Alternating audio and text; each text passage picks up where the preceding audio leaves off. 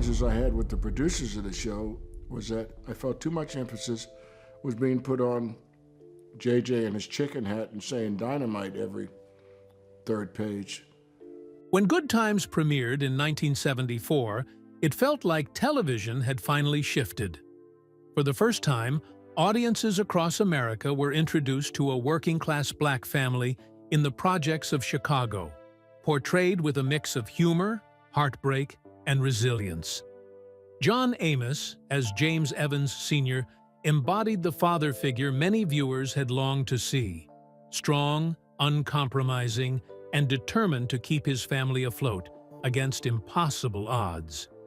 But what fans didn't realize was that behind the scenes, Amos was waging a battle of his own. What truth about Good Times did he reveal only years later?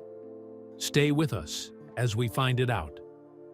When John Amos stepped onto the set of Good Times for the very first time, he knew he was walking into something larger than just another television gig. This wasn't simply a paycheck. It was a chance to redefine how black families were seen on American screens. In the 1970s, representation was scarce. Too often, black characters existed as one-dimensional stereotypes, comic relief, background figures, or invisible altogether. The Evans family was a chance to change that, and John Amos wasn't about to waste the opportunity. James Evans Sr. wasn't the kind of father television audiences were used to. He was stern but loving, tough but deeply protective of his wife and children. He carried the frustrations of unemployment and systemic discrimination on his shoulders, yet he refused to let those struggles strip away his dignity. For many black viewers, James Evans was a revelation, a father who was present, engaged, and determined to guide his children with discipline and love. For white viewers, the Evans family offered a glimpse into the realities of life in America's inner cities, a perspective rarely, if ever, shown with authenticity on television. John Amos brought something raw to the character, something that couldn't be faked.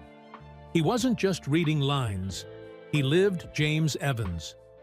Growing up in New Jersey, Amos had seen firsthand the resilience of working-class families who fought for survival every day. He poured that lived experience into every glare, every lecture, every tender embrace James gave his children. Audiences felt it. They knew this wasn't a cartoon character. It was a real man. And for a time, Amos was proud to be the anchor of a show that mattered. But there was another side to the story. As the show gained popularity, the writers began steering the scripts in a direction that Amos found troubling. The family dynamic that had once been rooted in realism started to revolve more and more around comic relief. Specifically, Jimmy Walker's character, J.J. Evans, was becoming the breakout star. His over-the-top antics, wild expressions, and signature catchphrase, "Die no might," became the show's defining moments. Audiences loved it. The network loved it even more. Ratings soared every time J.J. dominated the screen. Yet for Amos, those laughs came at a cost. He saw the shift not as harmless comedy, but as a betrayal of what Good Times had promised to be. In his eyes, the show had been created to reflect the real struggles of black families in America, not to reduce them to caricatures for cheap laughs. He watched as episodes that once tackled unemployment, racism, and survival gave way to slapstick humor and broad stereotypes. J.J. became the face of the show, and the serious, layered storytelling Amos valued began slipping away. He later admitted that this change weighed heavily on him. He feared the character of J.J. turned the Evans family into a joke, undermining the dignity of the struggles they were supposed to represent. To Amos, James Evans was not just a television dad, he was a statement, a counter to decades of distorted images of black manhood. But that message was being drowned out by laughter, and Amos grew increasingly restless. Off-screen, the tension mounted. Amos began voicing his concerns to the writers and producers. He wanted scripts that reflected truth, not gimmicks. He wanted James Evans to remain a man of integrity, not a background prop for JJJ's antics. And while his intentions were noble, they were not welcomed. To executives, Amos's insistence sounded like defiance. To writers, it felt like a challenge to their authority. But to Amos, it was simply a matter of responsibility. This was the duality of John Amos's role on Good Times. On one hand, he was celebrated as a groundbreaking actor, bringing authenticity to television. On the other, he was quietly suffocating under scripts that he felt betrayed the very purpose of the show. For fans, James Evans was everything they wanted in a TV dad. For John Amos, James Evans was a battleground, a role that both defined his career and shackled him to a fight he could not ignore. The irony was cruel. The very success of Good Times threatened to destroy what made it meaningful in the first place. And as the laughter in living rooms across America grew louder, so did the storm brewing behind the set walls. John Amos had planted his feet firmly in truth, but truth, as he would soon discover, had a price. Because while the world adored James Evans, the man who played him was already bracing for the fallout of a fight that would change his career forever. On screen, John Amos delivered lines with the authority of a man who would never back down from a fight. Off-screen, that same unshakable resolve began clashing with the very people responsible for shaping Good Times. To most viewers, the Evans family seemed united, a symbol of strength in the face of hardship. But behind the cameras, Amos was waging a war, one not against his fellow cast members, but against the creative team guiding the show. And it was a battle that would define not only his career, but also the fate of Good Times itself. The problems began with the writers' room. Many of those crafting the scripts were white, men who, while talented, had no first-hand experience with the realities of the black families they were writing about. For Amos, this was a glaring issue. He saw dialogue and storylines that didn't ring true, scenes that reduced complex realities to cliches. What frustrated him most was that Good Times had started as something powerful, something authentic. Yet slowly, it was slipping into the very trap it was meant to avoid. Time and again, Amos voiced his concerns.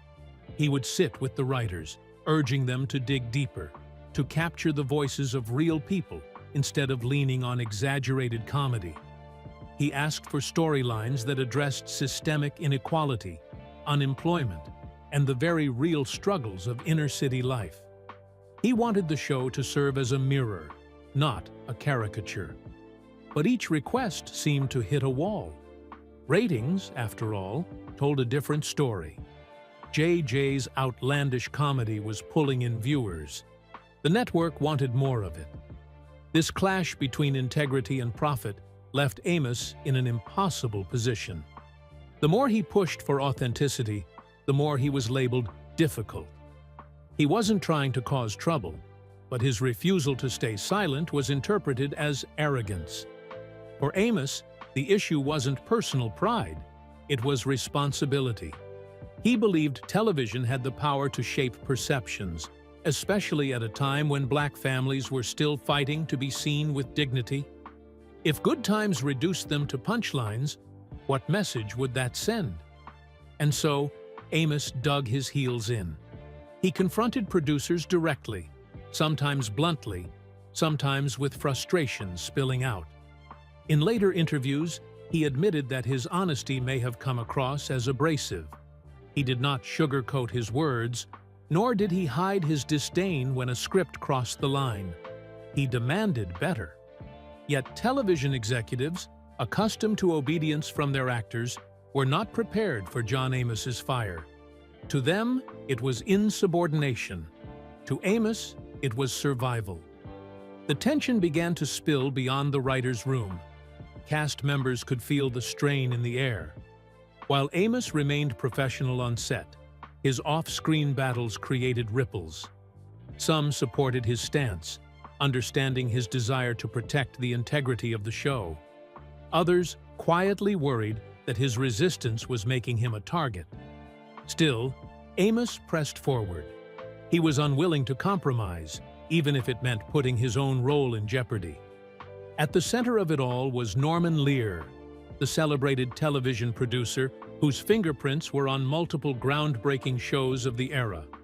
Lear respected Amos, but also had to balance network demands with creative direction. Lear wanted Good Times to succeed, and to succeed meant keeping viewers laughing, tuning in week after week. While Lear valued the show's social messages, he knew the industry's bottom line was always profit. In that equation, Amos's insistence on realism sometimes felt like a liability. The friction reached its peak when Amos publicly expressed dissatisfaction in interviews. He began telling reporters that he wasn't happy with where the show was headed. He criticized the writers for failing to reflect the truth of Black life. These statements made headlines, and suddenly, the private war behind the scenes was being fought in public. Executives bristled. Stars were supposed to promote shows, not expose their flaws. To them, Amos wasn't just difficult, he was dangerous. Yet even in the face of escalating backlash, Amos stood firm. He believed his role as James Evans was bigger than him. It wasn't about John Amos the actor, it was about James Evans the symbol. He feared that if he stayed silent, the show would devolve into another stereotype-ridden sitcom, erasing the progress it had made. Silence, to Amos, was betrayal, and so he refused to be silent. But the entertainment industry has always had a way of dealing with actors who step out of line. Networks rarely tolerated dissent. Writers disliked being second-guessed. Producers valued harmony on set more than artistic integrity. By challenging all three, Amos was writing his own fate. The walls were closing in, and everyone except Amos could see what was coming next. Still, he fought until the very end. In his mind, compromise was worse than dismissal. He wanted audiences to see the truth, even if it cost him his career. And eventually, that's exactly what happened. The network made a decision that would shock viewers across the country and forever alter the legacy of Good Times. When viewers tuned in to Good Times during its early seasons, James Evans stood tall as the anchor of the Evans household. His booming voice, commanding presence, and unwavering sense of morality made him more than a TV character. He was the embodiment of strength for families who often felt unseen by mainstream television. And then, without warning, he was gone. The way John Amos exited the show remains one of the most stunning shakeups in sitcom history, a decision that left fans reeling and the industry buzzing. But behind the glossy announcements and official statements was a far more dramatic truth, one that no press release could ever admit. By the mid-1970s, tensions between John Amos and the show's producers had reached a breaking point. His clashes with the writers were no longer a quiet storm contained behind closed doors. They had become an open battlefield, one that executives no longer wanted to manage. Amos's reputation as difficult was solidifying, and networks had little patience for actors who refused to play along. The truth was simple. He had become expendable, no matter how much the audience loved him. The decision to remove James Evans was not one taken lightly.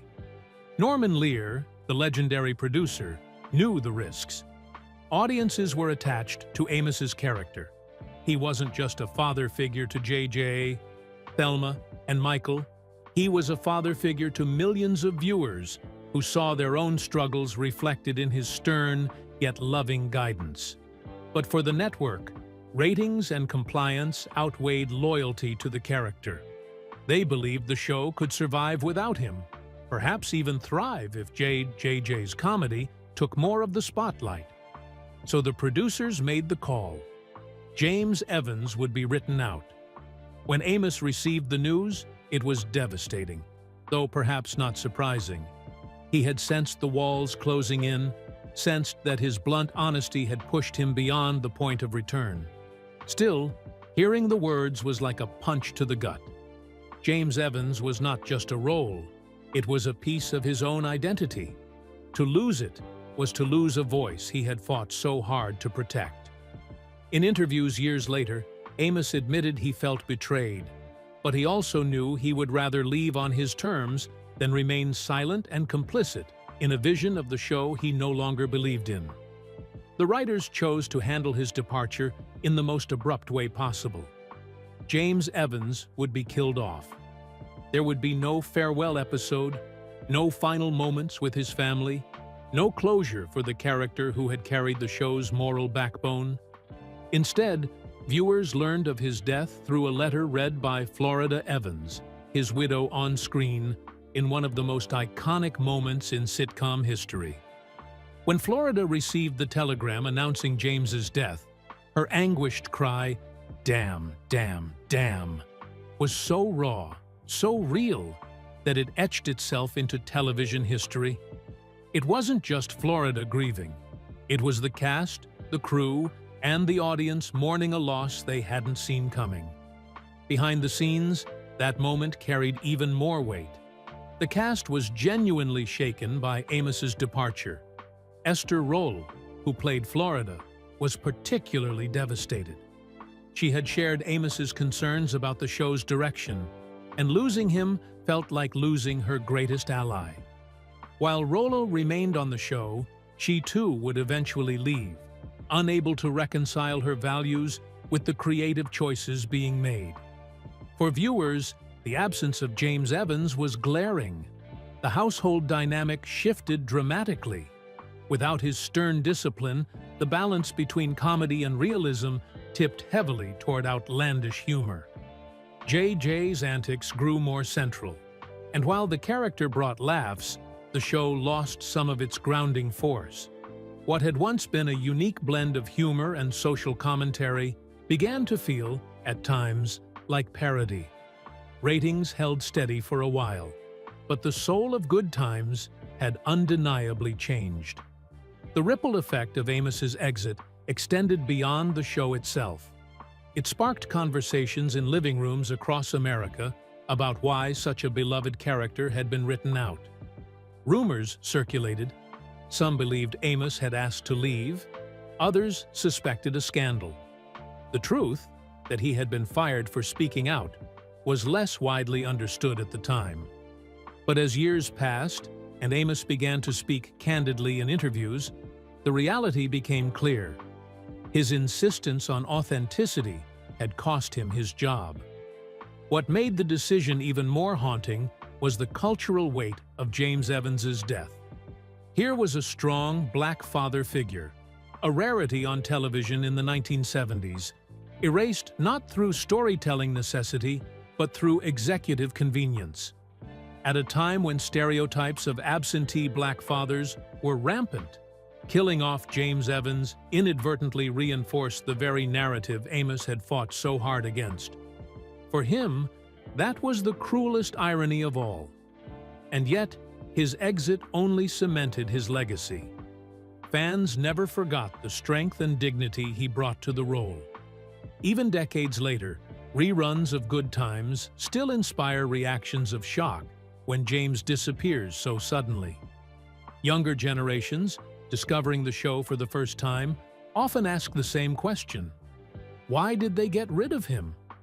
And when they learn the answer, it paints the entire series in a new light. For John Amos, leaving Good Times was both an ending and a beginning. It closed the door on one of the most groundbreaking roles of his career, but it also freed him from the constraints of a system unwilling to hear his truth. He continued to work in Hollywood, taking on roles that showcased his talent, but he never stopped being asked about James Evans. To this day, his exit remains one of the most infamous moments in sitcom history. Not because of how it was written, but because of why it happened. While John Amos's shocking departure set the stage for upheaval, the turbulence of Good Times didn't end there. Behind the laughter, the applause, and the millions of fans tuning in each week, the cast of Good Times carried secrets, frustrations, and wounds that would take years to surface. To outsiders, the show seemed like a dream, a groundbreaking sitcom with a diverse cast, a platform to tell real stories, and fame that stretched far beyond television screens. But to those living inside it, the reality was far more complicated. Esther Rolla, the matriarch of the Evans household, was one of the most respected actresses on the show, admired for her quiet dignity and unflinching commitment to portraying Florida Evans as more than a caricature. But Roll, like Amos, grew increasingly uncomfortable with the direction of the series. She had joined Good Times with the promise of telling authentic stories about Black families struggling in America. And in the beginning, that's exactly what the show delivered. Stories that balanced humor with truth, poverty with perseverance. Yet as Jimmy Walker's character JJ became more central, the balance shifted. JJ's exaggerated antics and catchphrases drew laughs, but they also drew criticism, particularly from Rolla. She feared that the focus on comedy cheapened the family's struggles and reduced the Evans household to a stereotype. Roll wasn't shy about voicing her concerns, even in public interviews. Her stance made waves, but it also made life on set more tense. Some saw her as difficult.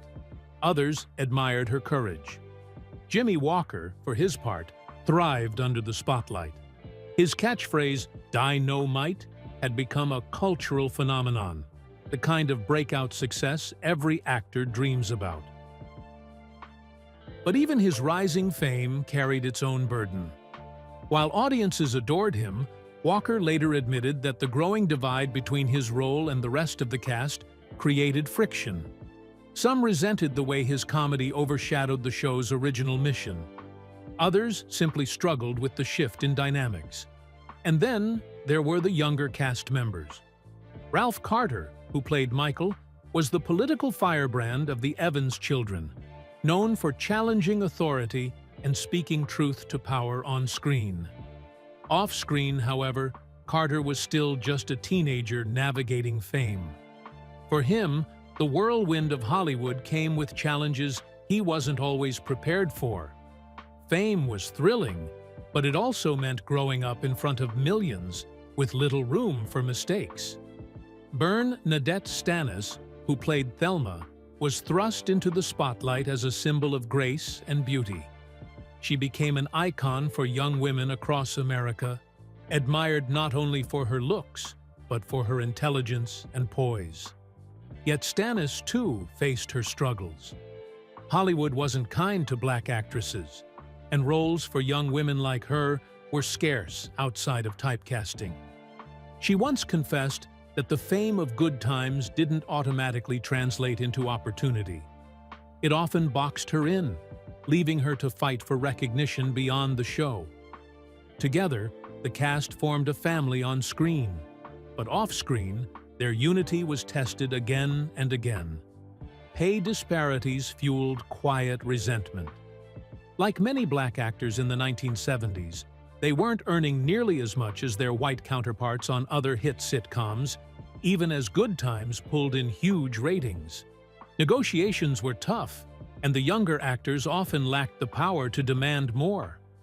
Esther Rolla and John Amos tried to advocate for fairness, but their willingness to push back only deepened the rift with producers. One of the most painful aspects of the show's history was how silenced many cast members felt. Hollywood executives were not interested in hearing criticism, especially from Black actors who were expected to be grateful for the opportunity. Speaking out was dangerous. It could mean fewer roles, lost contracts, and a reputation that followed you for years. Amos paid that price, and Rolla nearly did too. Despite these struggles, moments of triumph shone through. Stanis later recalled how fans would approach her to say that Thelma inspired them to pursue education or break barriers in their own lives. Carter heard from viewers who admired Michael's activism and fire.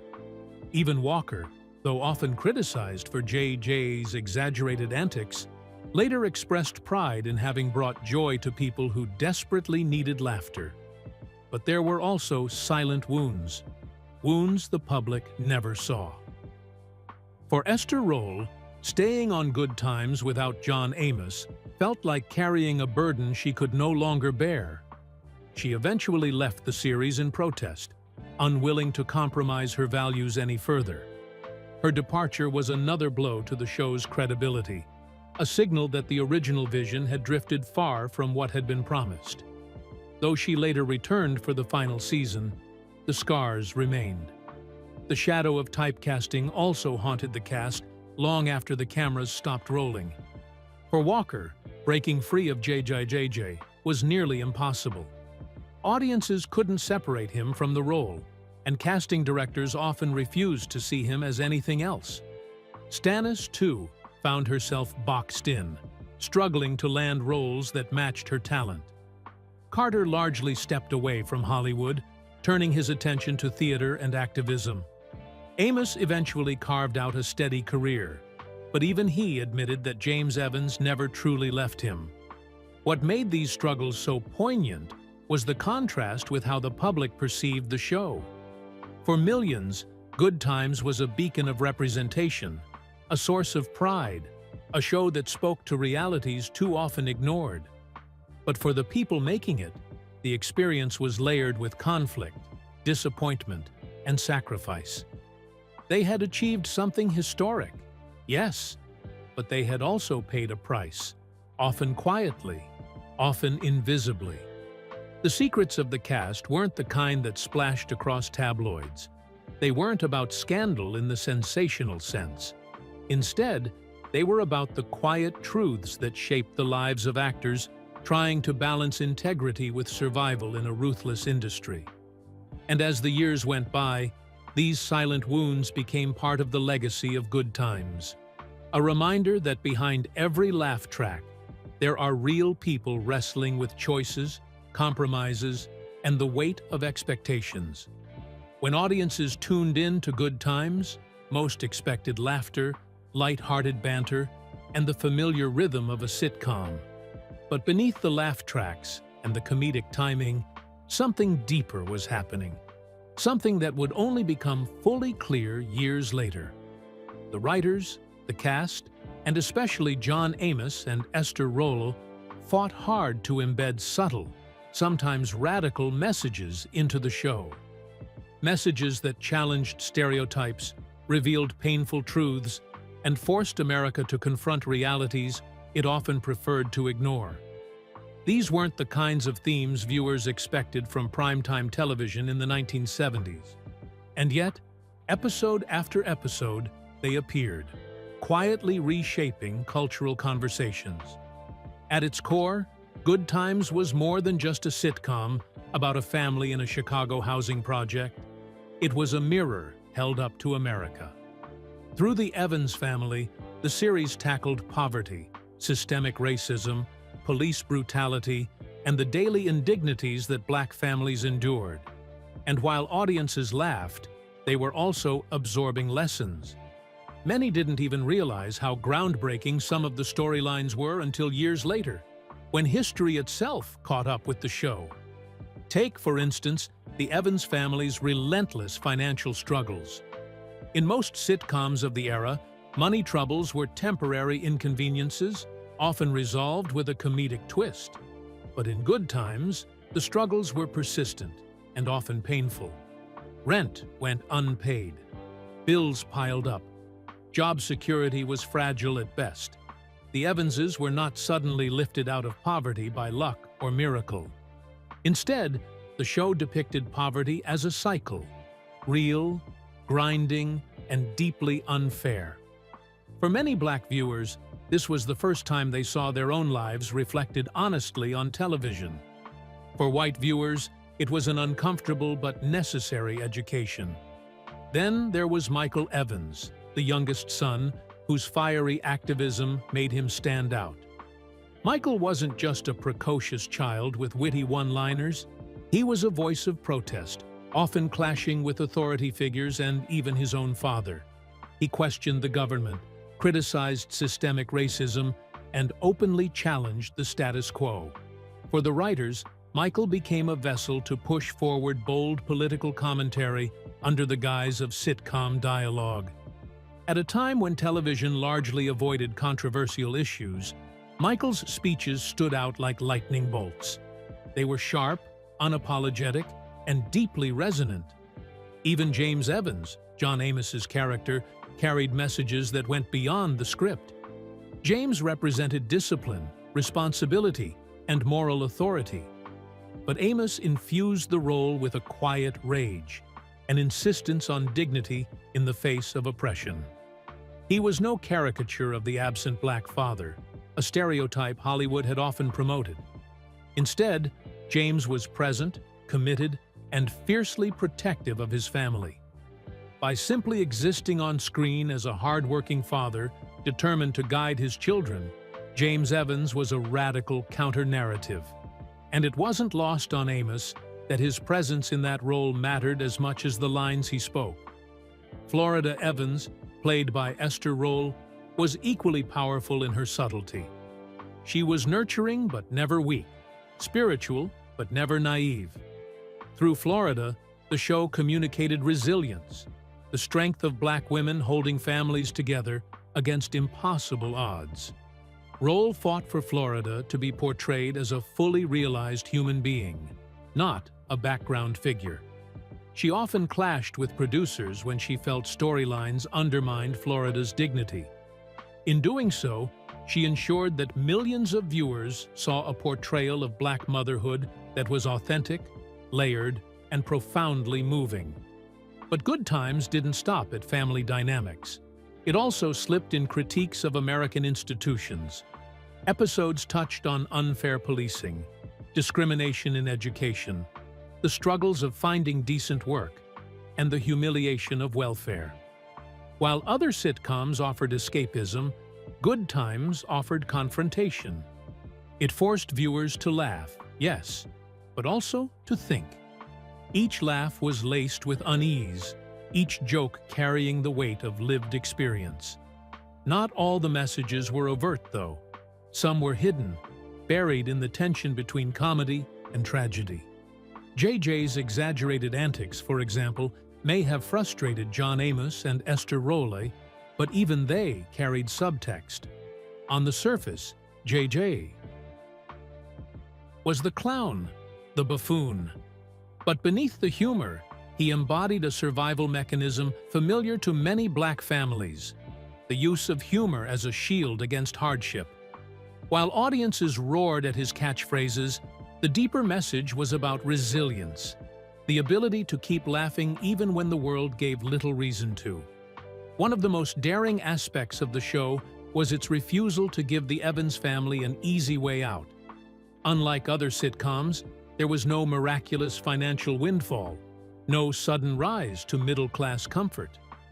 The Evanses remained in the projects until the end.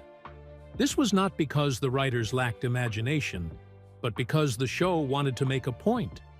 Poverty wasn't something that could be fixed in 22 minutes. It was structural, systemic, and deeply entrenched. By leaving the Evanses where they began, the series made a bold statement about the realities of American inequality. For John Amos, these messages were the heartbeat of the show. He often said that without them, Good Times would have been just another sitcom. It was the weight of truth behind the comedy that gave the series its power. Amos wasn't interested in empty laughs. He wanted impact. Esther Rolle shared that conviction, which is why she fought so fiercely for the integrity of her character. The brilliance of Good Times was that it managed to sneak radical commentary into America's living rooms under the cover of humor. The laughter disarmed viewers, but the truth stayed with them long after the credits rolled. And while many at the time may not have consciously realized the depth of what they were watching, history has revealed just how revolutionary the show was. For decades, John Amos carried the weight of his role in Good Times with a mix of pride and frustration. Pride because he knew the show had opened doors and shattered ceilings in Hollywood. Frustration because he had lived through the behind-the-scenes compromises, the battles with producers, and the stereotypes that haunted the show's legacy. Yet, as the years passed and Amos looked back on his journey, his reflections softened into something larger, an urgent need to tell the truth. Before his passing, he opened up in interviews, memoir-style recollections, and quiet conversations, revealing the lessons he wanted the world to understand, not just about good times, but about art, representation, and the responsibility that comes with both. What Amos wanted most was clarity. He wanted people to know that Good Times wasn't a perfect show. It was a battlefield. He didn't want fans to idolize it blindly or dismiss it carelessly. Instead, he wanted them to see it for what it truly was, a groundbreaking but deeply flawed attempt at telling the story of a Black family in America. "We were trying to do something nobody had done before," Amos once explained. "We didn't always get it right, but at least we were trying." For him, that effort mattered. It was better to stumble toward truth than to coast on lies. He also wanted to set the record straight about his own departure. For years, fans speculated about why James Evans was suddenly killed off, why Amos had left so abruptly. Some blamed his temper, others whispered about clashing egos. Amos himself admitted he wasn't always easy to work with. But the deeper truth, he revealed, was that he couldn't stay silent in the face of what he saw as betrayal. The writer's fixation on caricatured humor, their neglect of authentic storytelling, was something he couldn't tolerate. "If staying meant watching the show turn into a minstrel act," he said, "then leaving was the only choice I had." Those words were not bitter. They were principled. Amos wasn't running from conflict. He was standing on conviction. And in his later years, he wanted people to understand that he didn't leave out of pride, but out of love. Love for the characters, for the audience, and for the generations who deserved to see themselves portrayed with dignity. "If I'd kept my mouth shut, sure, maybe I'd have had a longer run," he admitted. "But what would it have meant? A paycheck isn't worth your soul." Beyond the battles, Amos's reflections also carried warmth. He spoke fondly of his castmates, Esther Roll, who he described as a second mother, Ralph Carter, whose activism mirrored the fire in his own heart, and Jeanette Dubois, whose talent left him in awe. Even Jimmy Walker, whose portrayal of JJ had been the source of so much tension, was remembered with a kind of rueful affection. "We didn't agree on everything," Amos said, "but he made people laugh. And sometimes, laughter is all that keeps you alive." But Amos's reflections weren't only about the past. They were warnings for the future. He often spoke about Hollywood's responsibility to do better. Representation, he argued, wasn't just about putting Black faces on screen. It was about telling Black stories truthfully. "You can't give people candy and call it nourishment," he said. "If you're gonna feed them something that'll make them stronger."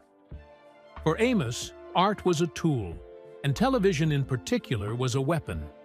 It could be used to dull the mind or to sharpen it. He demanded the latter. One of his most poignant reflections concerned the young actors who came after him. He worried about how many would face the same pressures he did, to compromise, to smile at stereotypes, to play along with scripts that undermined their dignity. "Don't let them trick you into being less than you are," he often advised. "If the role doesn't honor your people, fight for one that does.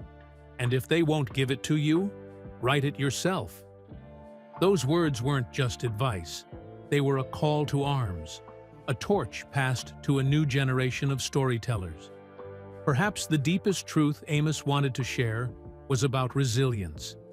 Despite everything, the conflicts, the premature exit, the missed opportunities, he never regretted playing James Evans. Because for millions of viewers, James was more than a character. He was a symbol of strength, of Black fatherhood, of stability in a world where such images were rare.